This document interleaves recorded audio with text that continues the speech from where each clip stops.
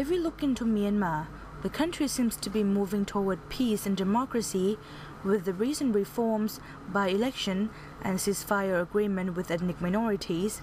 However, when we look deep down inside, situation on the ground in many areas in the country is different than what some people, especially international investors, expect. For example, in the northern Kachin state border with China, fighting between Kachin Independence Army or KIA and the Burmese military is still taking place. The ceasefire agreement between both parties broke down on June 9, 2011. Since then, the regime has deployed about 25% of its troops to the Kachin state to escalate the war with Kachin Independence Army. Main causes of the clashes between both sides are Burmese government forced the KIA to become border guard force under the regime's army. Burmese government wants also to control natural resources. The Burmese government and the KIA start clash over China's Dapian Dam. The fighting leads to human rights violation, land confiscation, forced relocation, extortion, rape, intimidation, and thousands of displaced people, as stated by Nola from Kachin Development Network Group.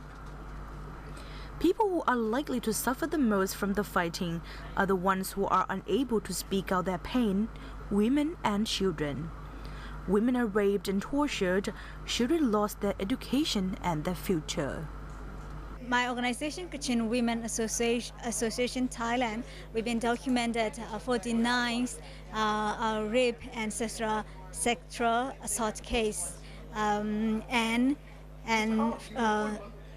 there was 21 who were dying after the rape, and I can and one example that is very recent. Happened that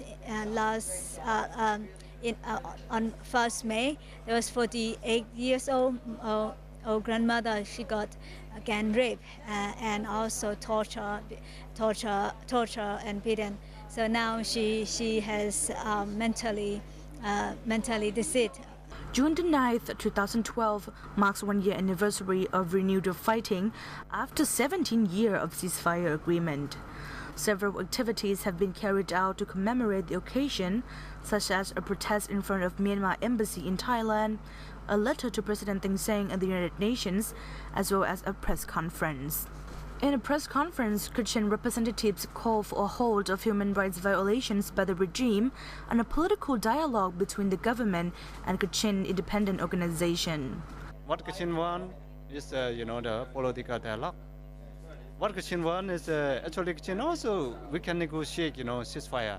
But the ceasefire is for political dialogue. So political dialogue must be immediately followed after ceasefire. But the government is not. Government would like to solve, the political problem through 2008 Constitution.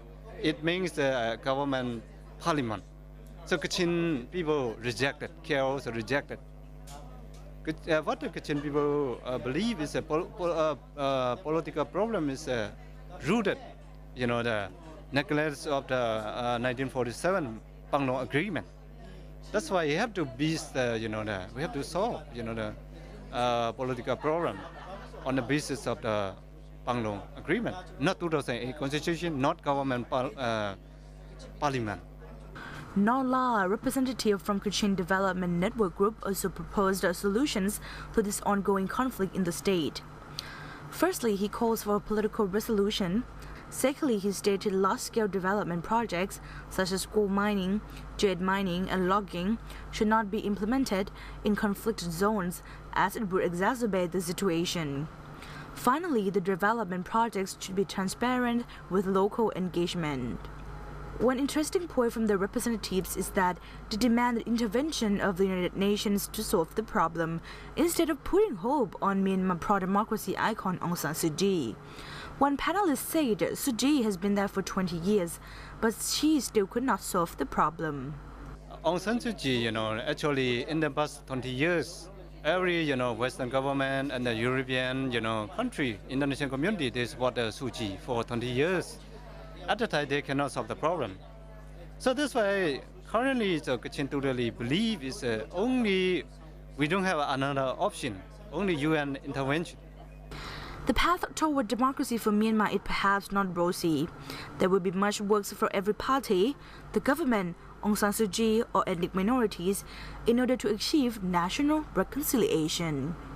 On the way, Tami Sang, reporting for Asean Newsroom.